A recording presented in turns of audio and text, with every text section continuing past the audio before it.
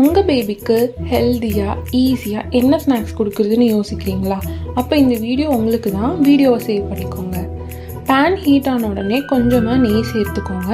நெய் மெல்ட் ஆன அப்புறம் ஒரு பிஞ்ச் மஞ்சத்தூள், காரம் சாப்பிடுவாங்க அப்படின்னா ஒரு பிஞ்ச் மிளகாய்த்தூள் இல்லைன்னா சீரகத்தூள் சேர்த்துக்கோங்க. 1 இயருக்கு மேலே இருக்க பேபிஸ்க்கு 1 பிஞ்ச் உப்பு சேர்த்துக்கோங்க. 1 இயருக்கு கீழே அப்படின்னா கண்டிப்பாக உப்பு ஸ்கிப் பண்ணிக்கோங்க. தேவையான அளவு மக்கானா சேர்த்து நல்லா ரோஸ்ட் பண்ணிக்கோங்க. அந்த மசாலா எல்லாமே மக்கானாவில் படுற மாதிரி நல்லா கிளறி விடணும். நல்லா ரோஸ்ட் ஆகிடுச்சு அப்படின்னா கையில் இப்படி நல்லா அமுக்கி பார்த்தா நல்லா மொறுமொறுன்னு கிறிஸ்பியாக இருக்குங்க.